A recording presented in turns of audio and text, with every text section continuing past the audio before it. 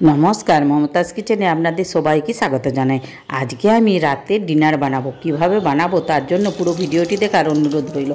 एखाने आमी कड़ाई बसिए दिएछि, कड़ाइयेर मध्ये तेल, पाँचफोड़न, गोटा लंका, गोटा जिरे और तेजपाता दिए आलू और पेঁয়াজ केटे रेखेछिलाम, आलू पेঁয়াজ दिए दिएछि, दिए खूब भालो करे भेजे नेब। लवण और हलुदो दिएछि। एखाने पेঁয়াজটা जेहेतु आमी आलादा भाजिनी ताई आलू पेঁয়াজ खूबই भालो करे भेजे निते होबे। खूब भालो करे भाजा हो गेছে। एर मध्य आदा रसुनेर पेस्ट, जिरे गुड़ो, धने गुड़ो और लंका गुड़ो दिए 2-3 मिनट भालो करे कषे नेब। देखुन मशलागुलो आमार खूब भालो करे कषा हो गेছে। एर मध्य आमी एकटा टमेटो दिए देब, टमेटो दिए एकटु भालो करे कषे नेब।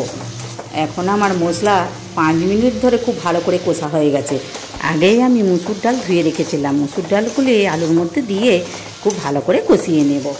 আমি যেইভাবে রান্না করছি সেইভাবে আপনারাও একবার হলেও করবেন। আর সত্যি এই তরকারিটা কিন্তু রুটি দিয়ে ভাত দিয়ে খেতে অসাধারণ লাগে।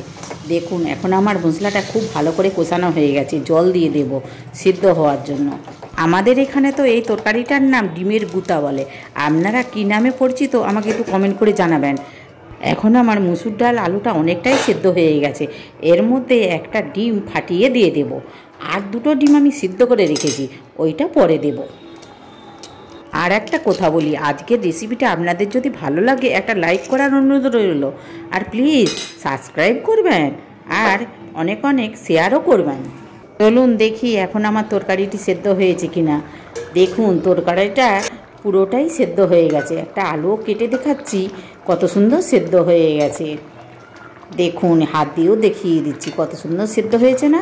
আপনারা দেখে নিশ্চয়ই বুঝতে পারছেন কত সুন্দর সেদ্ধ হয়েছে। এখন আমি এই তরকারিটি একটি পাত্রে ঢেলে নেব। ধুয়ে কড়াই বসিয়ে দিয়েছি, কড়াইয়ের মধ্যে তেল দিয়ে দিয়েছি। আর এই দুটো ডিম সিদ্ধ করে কেটে রেখেছিলাম। কি বলুন তো, তরকারিতে যদি ডিম কেটে দেওয়া হয় ডিমের মধ্যে একটা দারুণ গন্ধও হয় আর তরকারিটা খেতে কিন্তু খুব ভালো লাগে। এখন আমার ডিমটা খুব ভালো করে ভাজা হয়ে গেছে। এই তরকারিটা ঢেলে রেখেছিলাম, ওই তরকারিটা এর মধ্যে দিয়ে দেব। মসুর ডাল দিয়ে আমি অনেক রেসিপিই বানিয়েছি, আমার চ্যানেলে দেওয়াও আছে, আপনাদের ইচ্ছে হলে দেখে নিতে পারেন। সত্যি এইভাবে তরকারিটা আমাদের এত পছন্দের। আমি তো মাঝে মাঝে রাতে রুটি খাওয়ার জন্য বানাই আর দিনের বেলাতেও বানাই, কেননা প্রতিদিন তো ডাল ভালো লাগে না। তাই একটু যদি এইভাবে আল ঘুরিয়ে ফিরিয়ে করা হয় তরকারিটা খেতেও অসাধারণ লাগে। এখন আমি রুটি বানাবো। রুটি দেখুন ময়দা মেখে রেখেছিলাম, মেখে রেখে এখন আমি সেঁকে নিচ্ছি। দেখুন রুটিগুলো কত সুন্দর ফুলছে। এই ময়দাটা মেখে আমি 1 ঘন্টা রেখে দিয়েছিলাম, তারপরে আমি রুটিগুলো বানাচ্ছি।